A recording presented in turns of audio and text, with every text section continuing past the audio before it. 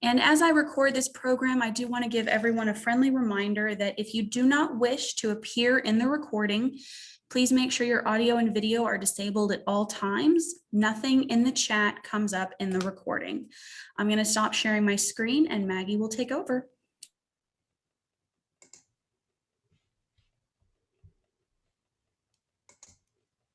Awesome. Thanks, Brooke and team. I'm so excited for this 6th session in our Discover Self-Care through Ayurveda online program as part of the San Antonio Public Library Adult Continuing Education program. It's been my honor to meet with you every month to discover new facets of how we can discover self-care and different ways to approach our whole person well-being. And today I'm so excited to be inviting some guest speakers to talk about the topic today, which is yoga for your doshas. So we're going to do a brief introduction of all of our guest speakers, if we can have them come online, and we'll just have them introduce themselves, where they're from, and what kind of yoga they're currently doing. So Laura, can we start with you? Hi, sure. Thanks so much for inviting me. I am Laura Trackman. I live in Houston and I teach yoga. I practice mostly a mixture of Ashtanga, some Vinyasa, and Yin yoga. Thank you so much, Laura. Thank you for joining us. I love how we can build this yoga community online, right? So Oh, thank yeah. you for being here. Lovely. And let's go to Trish. Trish, are you live? Are you here? Okay. And how about Curtis? Can you join us? There you go, Trish. There I am. Hi, I'm Trish King, and I live north of Houston in Kingwood, Texas, and I practice and teach Vini Yoga. And we'll learn more about that in a moment. Thanks so much for being with us, Trish. Thank you so much. Yeah. And we have another guest speaker, a newbie. Oh my gosh, I can't wait for you guys to meet him. So Curtis, welcome. Thank you, Maggie. So my name is Curtis, and I practice Yin Yoga. And Yin Yoga for me helps balance my dosha. I am super pitta, and I love extreme sports. I love pushing my body as hard as I can. And the Yin Yoga allows me to train harder, train longer, train faster, and sustain the training without injury. And so Yin has been a really powerful tool for me to evolve my body really quickly and really rapidly. Thank you so much for joining us. And it's just going to be such a well-rounded representation of different styles of yoga, which is our focus for today. So if you like, you guys can put your contact info into the chat so others can get in touch with you to learn more about you and your yoga styles if you like. And with that, we'll go ahead and begin our presentation looking today at yoga for your doshas. Ever heard of Jerkmate? It's fun, entertaining, and addictive. If you can put yourself, there you go. Thank you, Xavier. We'll just put all of our guests on mute. And hopefully you can now see just the one slide presentation. Perfect. Okay, you guys, welcome to part 6, Discover Self-Care Through Ayurveda. This is Maggie Gruskin, your host, just kind of putting these ideas together and helping you to distinguish the importance of knowing ourselves as our energetic beings, and how by starting with that foundation of self-knowledge, we can make better conscious choices for our whole person well-being. Thank you so much to the Mayor's Fitness Council for endorsing this event, and for the San Antonio Public Library for hosting this every month. So each month we have been looking at different topics, and today we're at June 9th, Yoga for Your Doshas, looking primarily at yoga styles. And so to begin with, those that pre-registered in your emails, you should have gotten some handy dandy handouts. If you have those out, great. If not, no worries. But I do encourage you to begin this wellness journal, just to start to take some notes on the ideas that pop out at you inspired thoughts we want to take into action. So with the handout, if you have the class handout, you can just take notes on it, or you can just write some key ideas on a piece of paper that you have handy.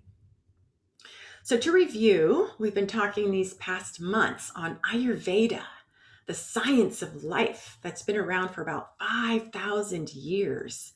And as we've been discussing, Ayurveda is focusing on consciousness. So it's not just food and exercise, but our state of awareness, of understanding of self. And it's presented as perhaps the world's first complete holistic healing system, based, of course, from India.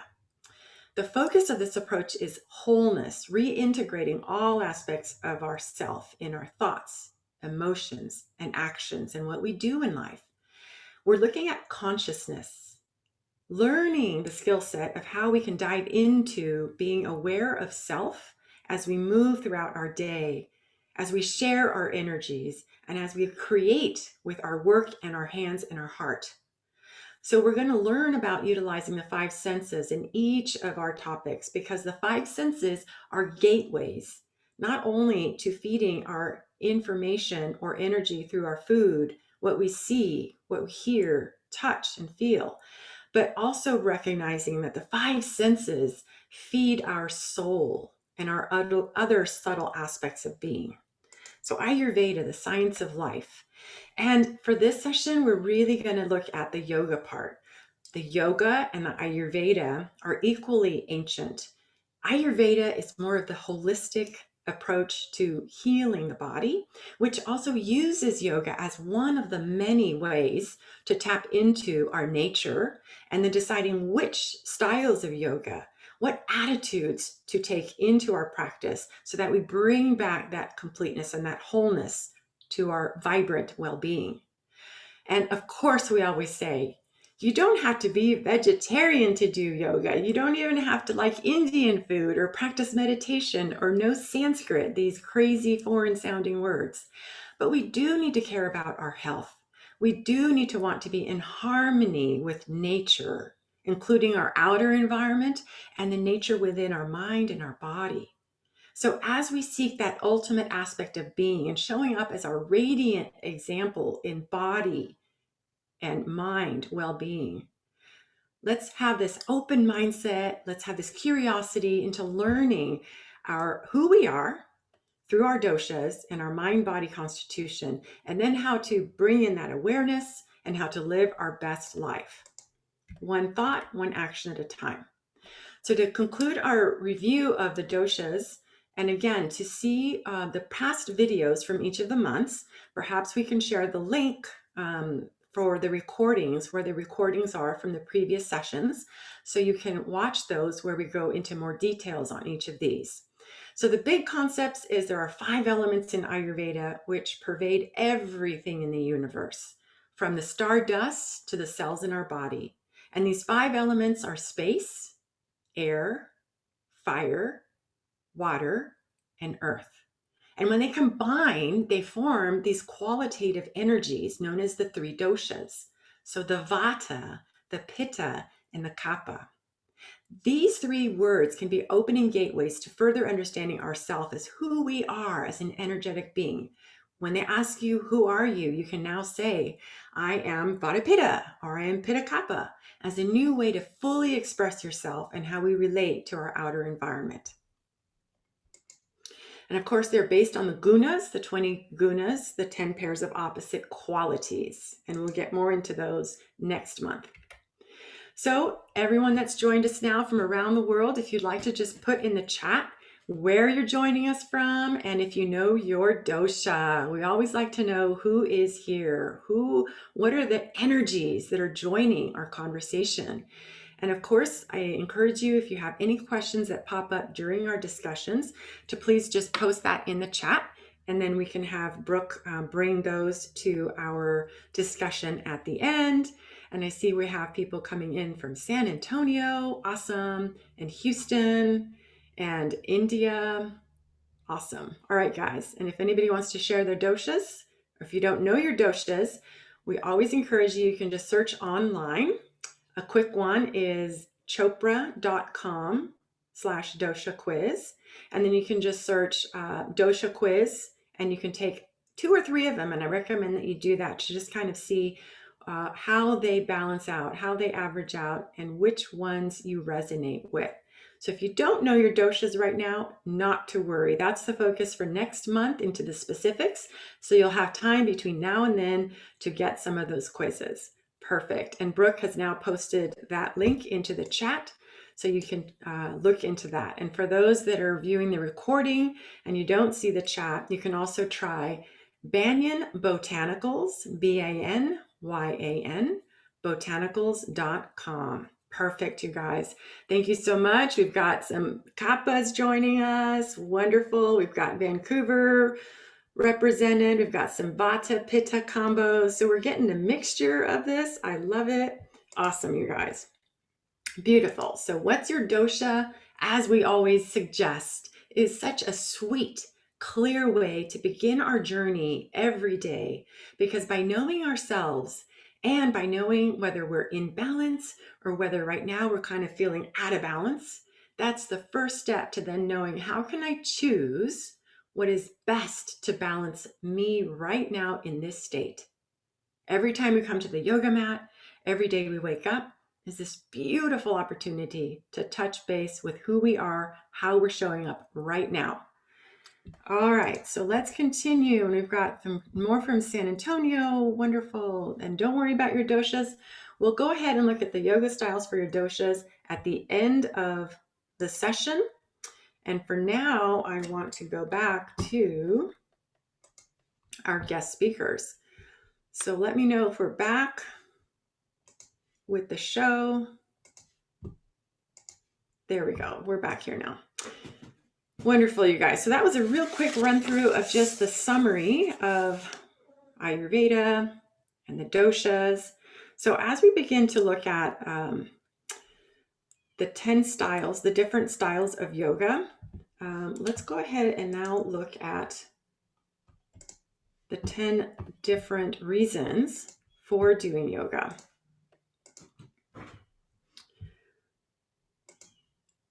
I closed up early, you guys. I was so excited to talk to our guests. So we'll get to them in just a moment. So the 10 benefits of doing yoga, as shared by Yoga Alliance, and you can go online to look at that article in more detail.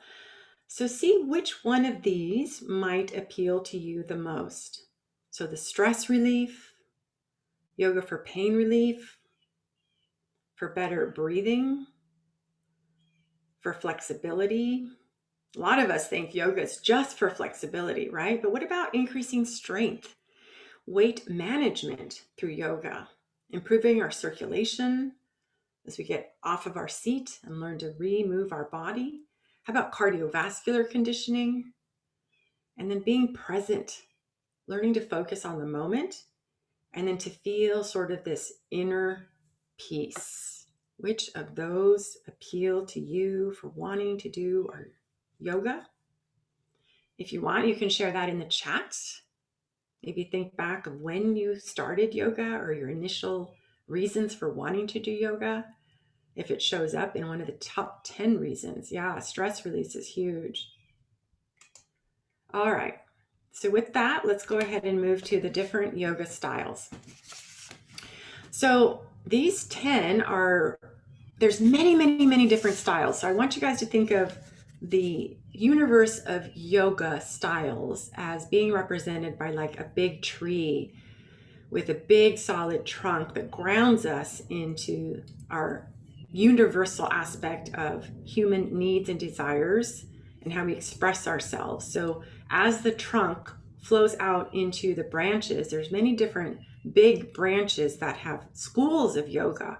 And then within those schools of yoga, each of the micro branches that branch out can become sub styles of yoga. And then if you can imagine, every single leaf on those many multiple side branches can be one teacher from that particular subtype of yoga.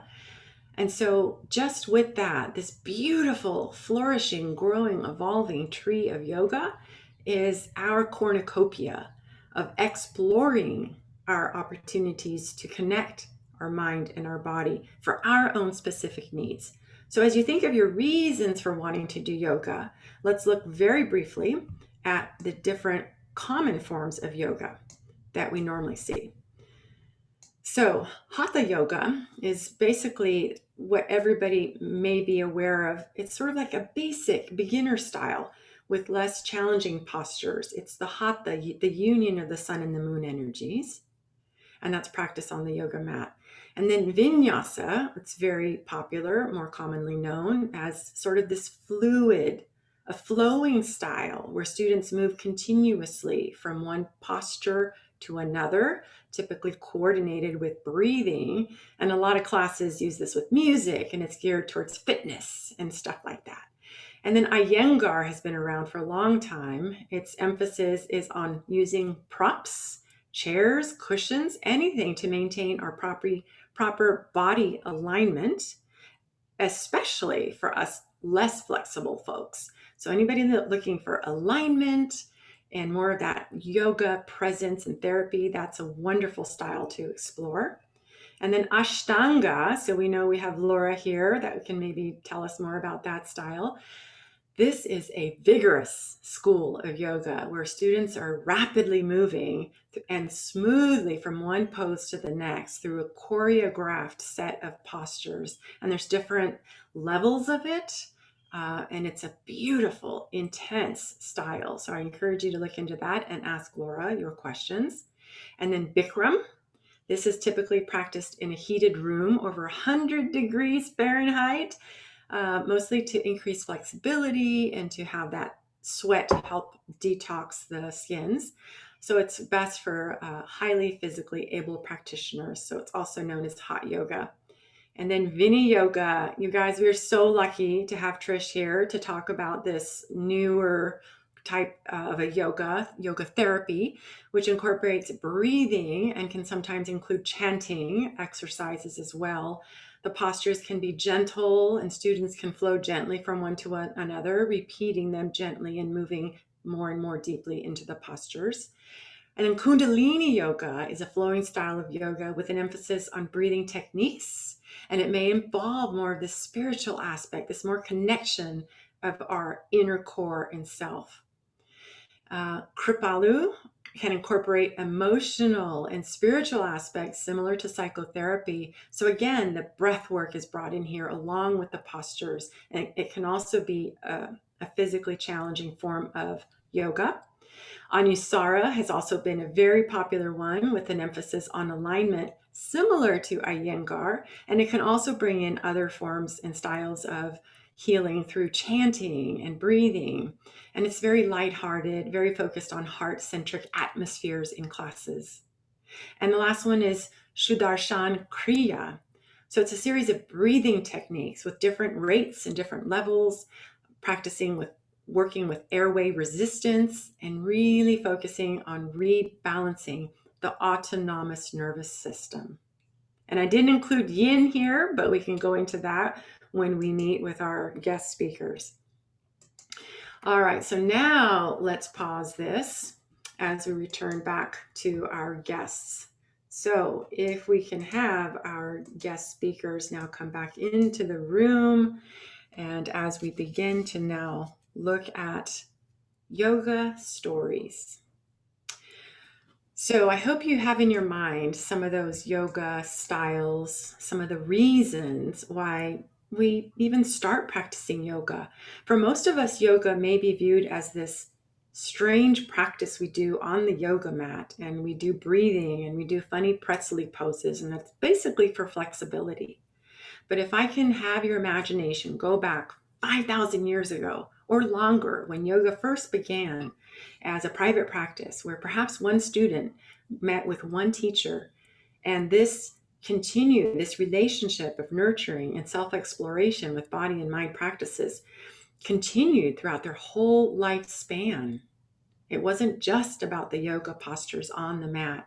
Yoga is a form of lifestyle incorporated through how we heal our bodies as we clarify the toxins, get them out of our mind and body so that the mind can be clearer and we can have a better grasp on how to wrangle in the monkey mind and put ourselves into that posture of self-knowing, clear-headed, connected to heart.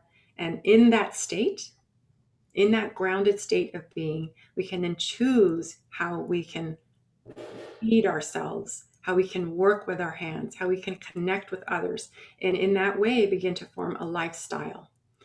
All right, so we can go on, and with that, I want to come back to our guest speakers. And let's start diving in with a few questions. And if anybody has questions for any of our guest speakers, please type them in the chat and we'll get to those. Yes, we'll go into yin.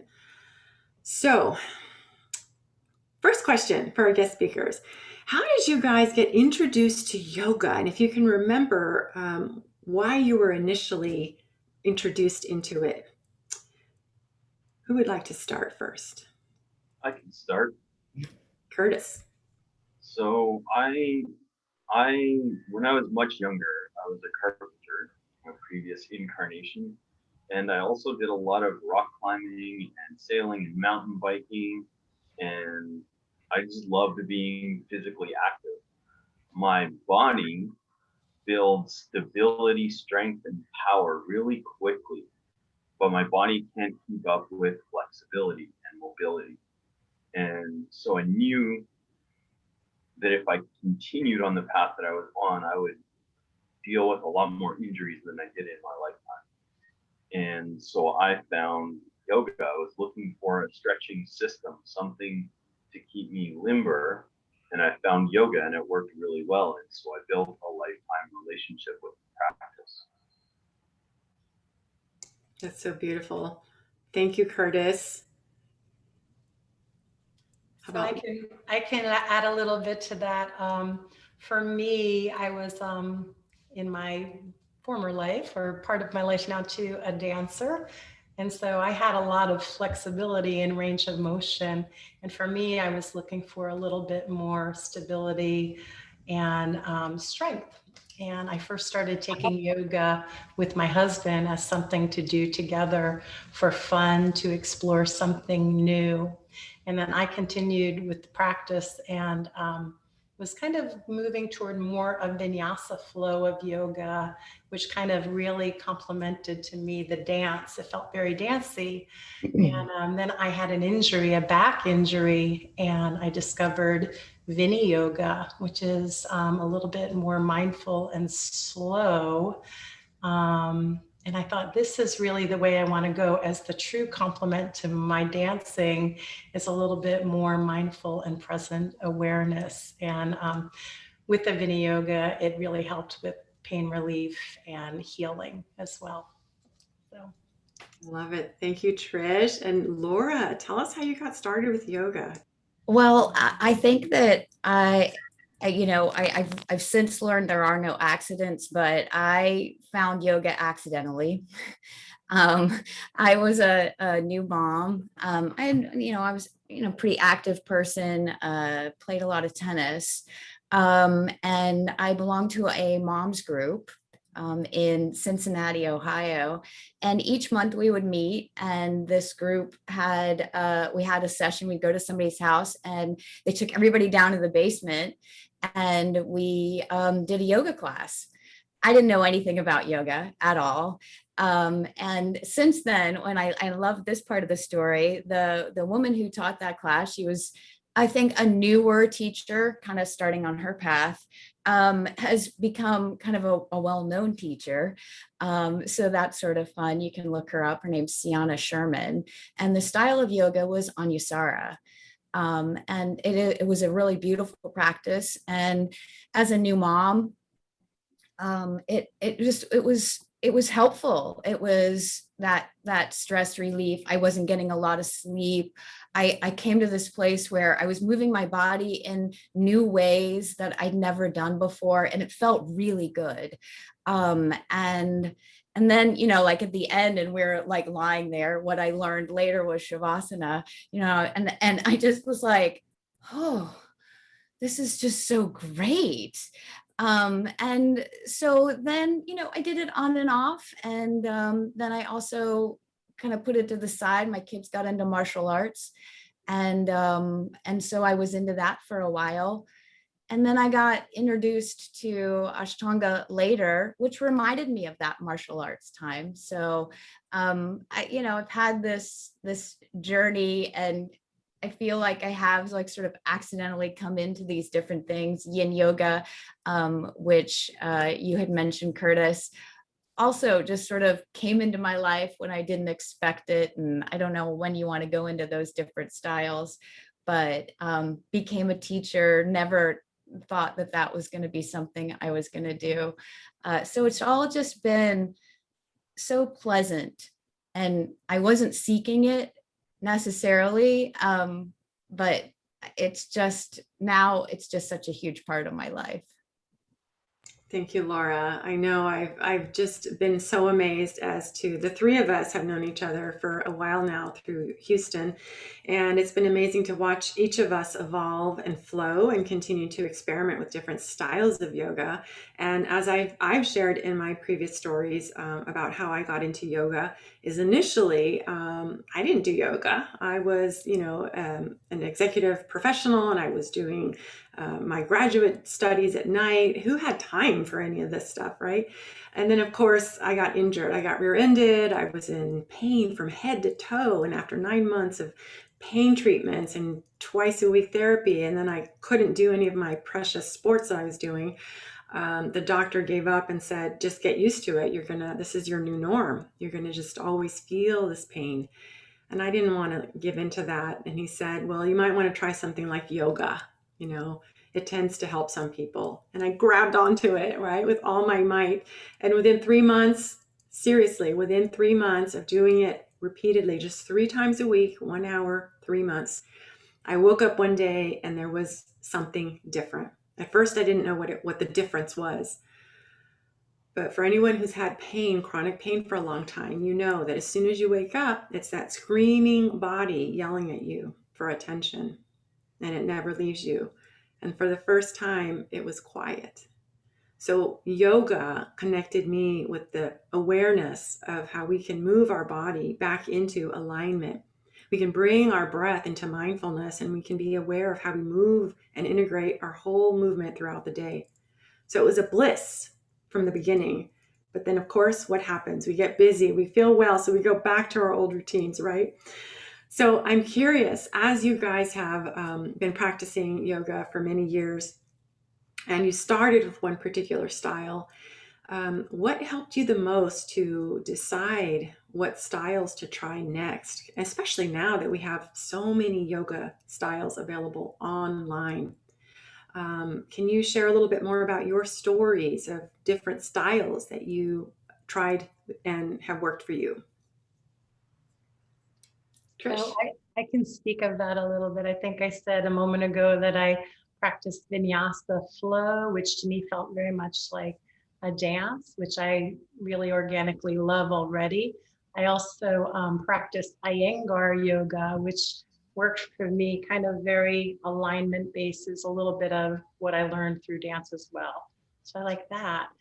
And then when I met Gary Crafso of the American Vini Yoga Institute, he's my teacher, something about slowing down and really turning that flashlight on my inside and moving with a lot more of listening, responding, and intentionally. I thought, this is my way of future, is really kind of turning that light more inward. It's a practice of deep listening and curiosity, very intentional. It's mindful and present. It always meets me where I am. So there's nothing imposed. It's really, here I am. This is the springboard for what's about to happen. And for me, I found that it built strength through ease and working with my breath versus gripping or rigidity. The word Vini Yoga is an ancient Sanskrit term that implies differentiation, adaptation, and appropriate applications. So there is a lot of room for meeting the practitioner where they are with whatever's going on. and responding and moving your practice in that way. And it values the function of movement over form. It's breath centric. It uses repetition and stay. So you're kind of little by little opening space up, and then you're there.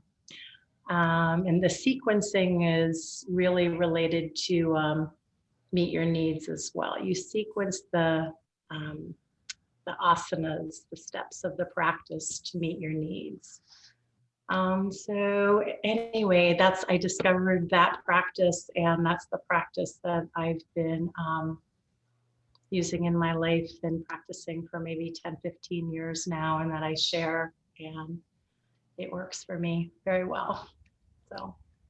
Thanks, Trish. And it has been amazing. And, Trish's story is really great to exemplify the idea of changing it up. Yoga may work for us in one state or stage in our life, but to recognize that how we move our bodies, how our bodies progress as we age, and to just keep this open mind and to realize that change is good. It keeps up with the changing dynamics of how our bodies work, our energy levels, how much we need to recover and not always be so active.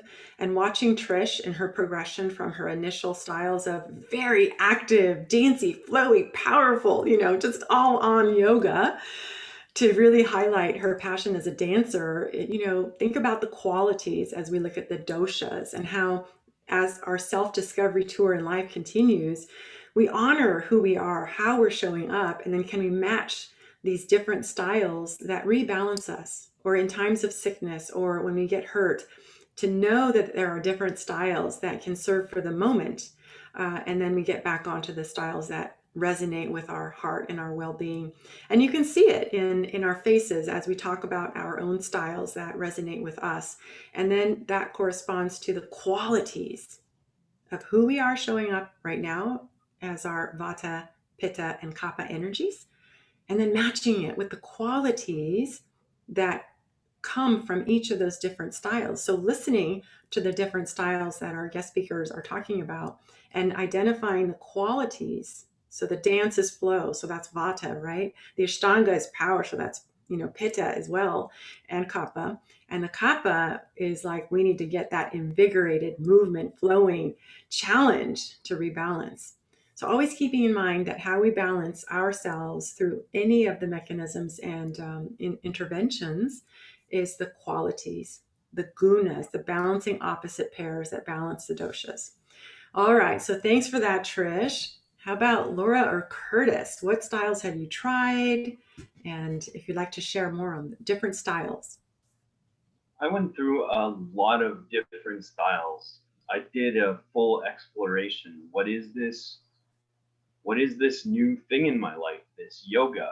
And so I got curious. I got really curious. And over the years, I did hatha, vinyasa, power flow, yin, power yin. I did whatever was available to me in the studios. And at different points, I was really into hatha, really into power. I did the hot yogas. I tried Bikrams.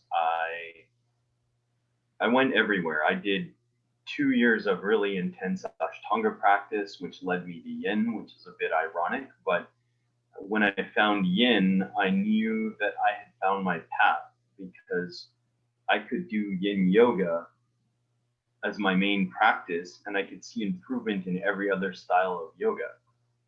And it didn't make sense to me at first how I could be a devotee of yin and watch my power or my hatha flows get smoother and faster and easier. And it took me a while to figure out that the relaxation that yin brings into the body, it slows down the mind. And because the body is in a more relaxed state, I found that I had so much more access to power and to breath and to strength and to flow. And when I realized that, it just became my jam. I love the fact that you have that open-minded And it's not surprising, with extreme athletes, people who are aimed at peak performance, it's always open to what's that next cutting edge, whether it's diving into your diet and what foods are going to heal my body, restore my body, and require less processing and demand on my whole body to pull the nourishment, or is it, honoring the rest? If I'm going to be all on, how can I rest all on? And so the idea that you were open to trying something so soft, so nourishing, you would think wouldn't really appeal to most strong, active athletes, but the knowledge and the power behind bringing the opposites together to restore ourselves back to a dynamic state of equilibrium, like you said, can reset us.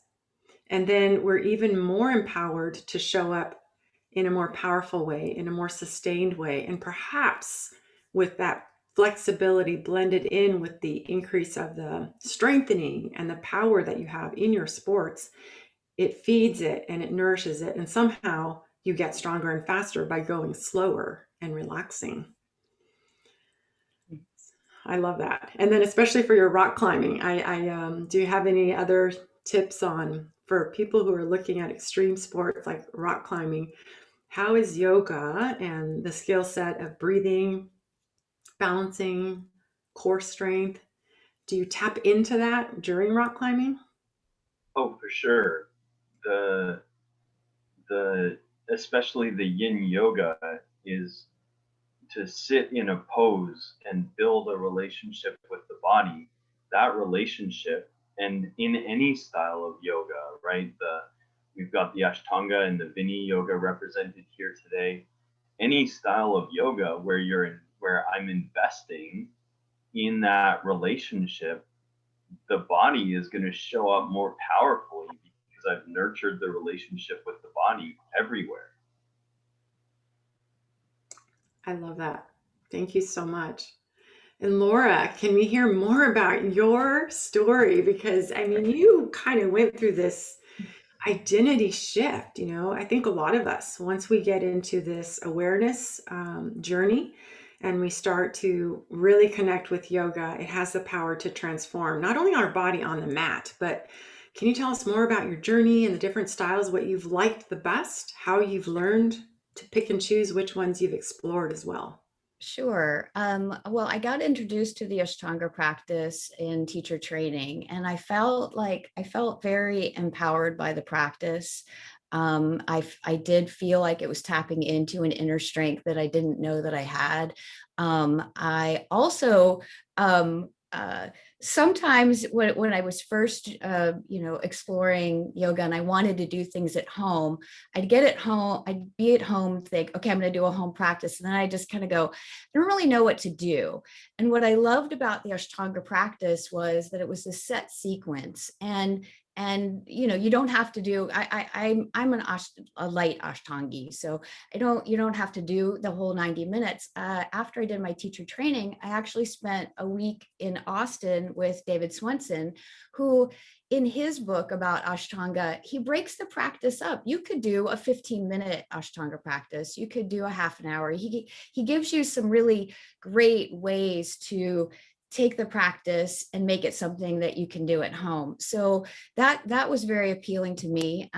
Through the training that I did, spent a lot of time doing vinyasa, which I just found liberating and fun. And, again, this, just sort of like this butterfly is coming out of a cocoon. It was some of the music and everything was a little crazy, and I felt kind of wild, and I liked that. That was wonderful at that time. And then back to the Ashtanga, I have had the privilege of spending quite a bit of time with David Williams. And David Williams, somebody else you can also, kind of Google and learn more about, but he's in his early 70s, has practiced yoga every day for 50 years. Because he wanted to know, like, what would it feel like if I did yoga every day for 50 years? And it's Ashtanga yoga. And he does something called like a daily minimum, which I have kind of embraced. Is just, you can say Ashtanga is this power and, it can be intimidating, but you spend time with David, and he is all about having yoga be something that Ashtanga yoga in particular, something you can do for the rest of your life. So what I found in my own, then I found yin, and Curtis, it is a game changer. It is such a deep, beautiful, amazing practice. And that staying in those poses and watching kind of what happens with the mind, and observing and feeling everything in your body. It's incredible. So where I've landed is I do, kind of half Ashtanga, half Yin are my home practices. And it just, on the many levels of ourselves, physically, I care about healthy aging and having joint mobility and being vibrant and active. But as you navigate the world and you realize that yoga is more than this physical practice, it's when I go for a walk, it is when I notice just one breath, it is being present here with you all. So the style, whatever, whoever's listening, whatever you end up doing, like it's all perfect and great. I love that. It's all good. It's all good. And that is part of our bliss journey, right? Joseph Campbell says, follow your bliss. Because to him, it was kind of weird to think about the sat or the chit part of the guidance in yoga. Sat Chit Ananda is let's have this sort of awareness, and then our wisdom, consciousness, and then our bliss. And he really couldn't connect to the first two of like, what is awareness? I don't know how to be aware. And I really don't know about consciousness, where I'm at my levels of consciousness. But bliss, I can feel the bliss. I can feel the rapture. I can feel my way on the pathway that I take every day, whether it's waking up and saying an intention and affirmation, and then the food that we bring into our body as we lovingly honor who prepares it and how it nourishes us, is that food radiating and nurturing ourself as our doshic balance requires. And then as we then go out into work, using our hands connected from our heart, how do we show up in the creativity aspect of life? And as you heard from our three amazing guests, their journey in yoga started with something, whether it's an exploration of how to achieve in a sports, or how to get into more of that stress response, or how to deal with injuries maybe from our activities in life. But the awakening into the practice is the start. And then even for me, I left yoga practice after I healed my body. And then later on, I got, inflexible again. I got all that other stuff. So the art of this journey, as we're discussing Ayurveda and yoga as sister science that weave together this lila, this dance in life, as we repeatedly explore ideas and concepts and then bring it back to ourselves. Is this nourishing me? Is this bringing me back into its dynamic balance? So always having in mind, and then to be flexible, to pause, and then to adjust a little bit. Oh, my needs are changing. Let me adjust how I am eating, sleeping, moving, and then which style of yoga. As each one is consumed and feeds and nourishes and rebalances us, now we're in a different state. So how can we switch our posture to stay open, as our guests have shared, to try out different styles and continue that exploration as we evolve, as we age? So just our last share before we go into our final slide. During this past year, you guys, year and a half during the pandemic, how has your yoga practice or your yoga style changed, or has it changed during this period?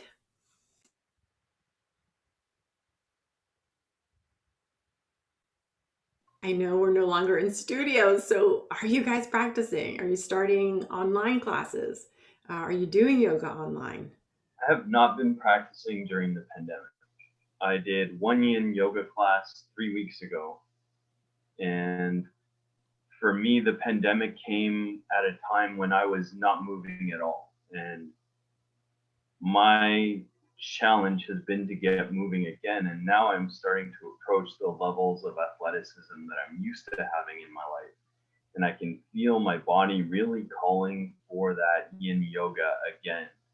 And I'm just hitting the point where I'm able to really turn up the intensity. And I know that bringing that yin yoga back into my life is a key to being able to sustain that intensity. And I have tried to turn up that intensity without the yin yoga, and it resulted in an injury, which I'm almost certain would have been prevented by creating a steady yin practice before turning on the intensity. And I know already from the past that even just 3 weeks to a month of yin makes such a difference. Thank you for sharing that. And Trish, I know you started teaching online, right? Yes. So early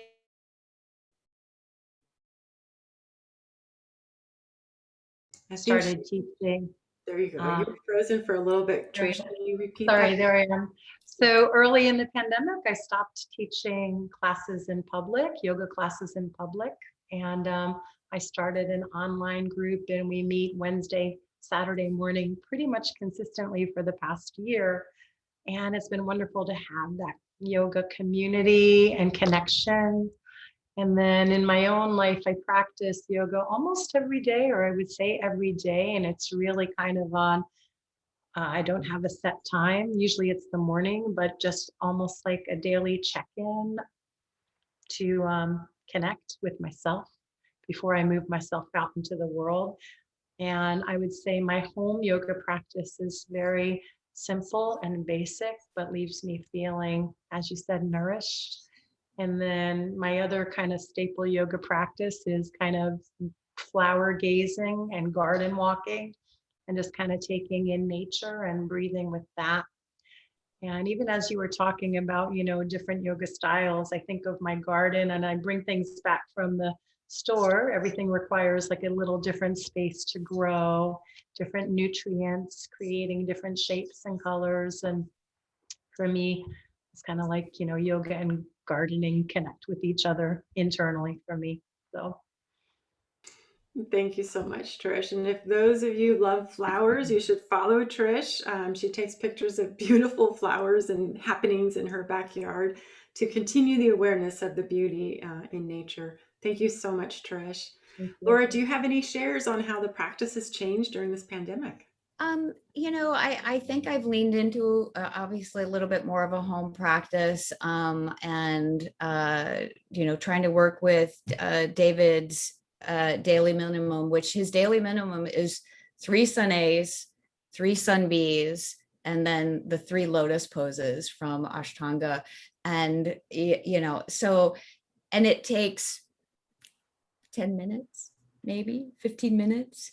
And so trying to do that. And then what I'll typically do is then, if I have the time, throw some yin in there. I have been teaching a Zoom class for yin, mostly friends and family. One of the things that I really found, and I do still teach in person, and I have throughout the whole thing, but that the sense of community is also such a beautiful part of the practice, and being together was disrupted.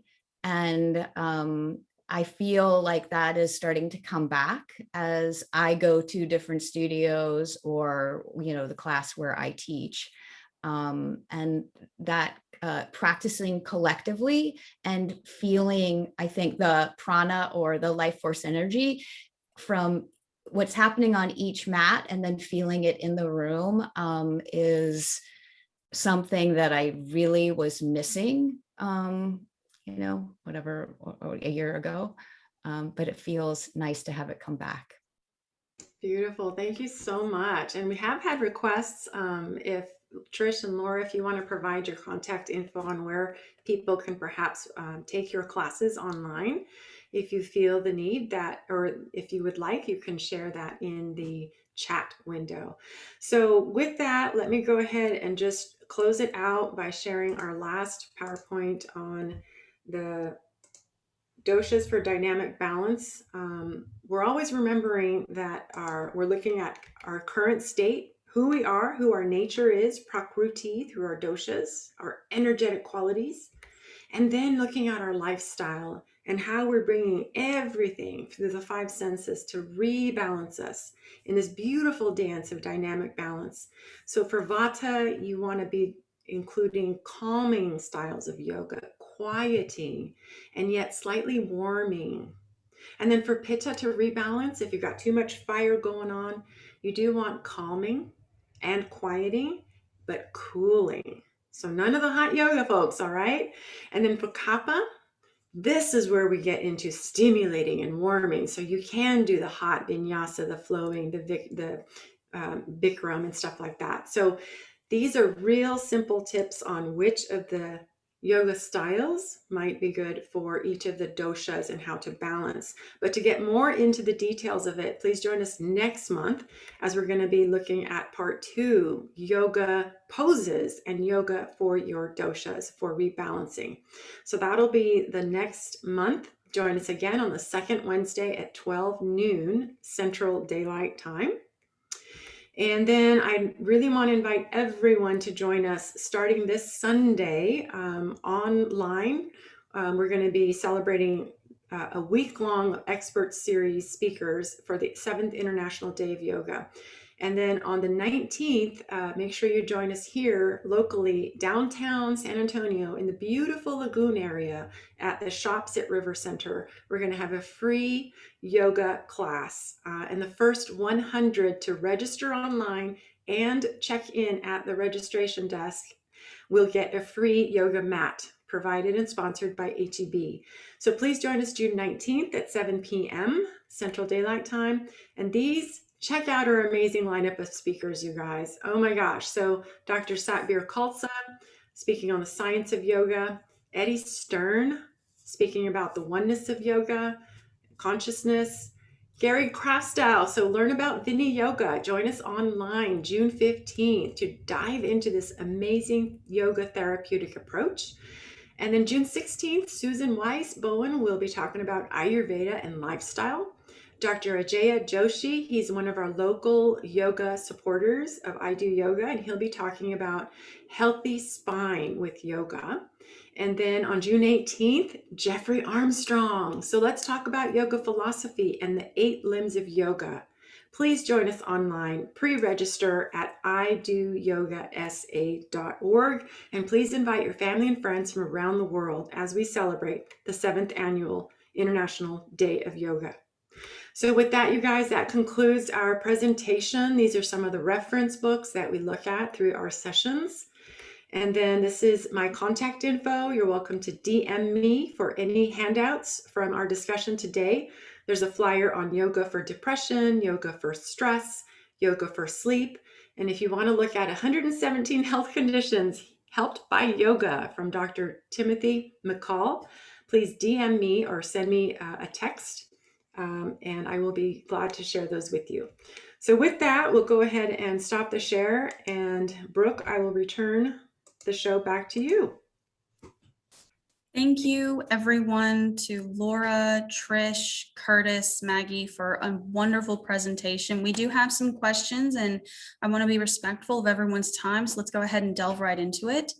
Our first question that came early in the program actually is, what yoga is best for doing yoga stretches rather than focusing on poses? A mindful practice. So something like Trish was mentioning, like Vini Yoga, something that uses the inquiry, the self-inquiry into how am I showing up right now? So it could be the Vini Yoga. It could be Yin. Yin is super great for slowing down the mind and then learning how to use props so that we bring the body into stillness and then we're just resting and allowing the body to resettle back into a more expansive state. And anytime we can clear out all of that tightness, we can then breathe into it and we become more conscious beings. So the Vini Yoga, the Yin Yoga, the gentle yoga, any of those poses, any of those styles. Okay, great. The next question was about yin yoga, and I think you pretty covered that very well. I do see the other question about wanting Trish and Laura to provide info for their online classes. I do believe that they sent that info into the chat. But for those of you who saw the chat, there are a lot of links. There's a lot of information, and don't worry, I'm going to email it all to you all separately after the program so that you'll get all the names, all of the classes, all of the quizzes. Everything's going to be in a nice compact email for you. I'm going to send you it later today. And then can you please share via email materials you mentioned? So for the patron who did ask that question, are you curious about more like books, or do you need the slideshow? Either way, please email Maggie and she'll enter her email in the chat for you if you want to ask her a more direct question. And as soon as she's done to that, we have one last question, and then we'll close out the program with Panaga and myself. Okay, great. So for those of you who want to reach out to Maggie separately, her email is in the chat. It is doshadrops@gmail.com. You can reach out to her with all your questions if there's not time to get them today. Our final question for the Q&A is, which style or stretches for pain relief from stress and fibromyalgia? So do you have any yoga styles or stretches for those issues? Oh my goodness, that could be a talk for a whole new discussion. There is a handout I can give you from the Yoga Alliance, or just type in Yoga Alliance and you can go there to find out more information. But for therapy, yoga therapy, there is the International Association of Yoga Therapists, IAYT, online, and you can get a lot of great information. It is a booming and emerging aspect of yoga, which is also now working in coordination with the healthcare system and physical therapy. So there are a lot of stretches, a lot of physical therapy work takes off from the yoga postures and poses. So you definitely want to reach out to a local practitioner, someone that can work with you and get your whole history. So that's something that really should take place in person and with a local qualified practitioner. Thank you again, Maggie, Trish, Laura, and Curtis for today's great session. I'm going to end the recording and we are closing out today's program. For further questions, please feel free to email Maggie. Trish has also provided her email in the chat. And like I said earlier, all of this will be sent out to you emailed separately after today's program.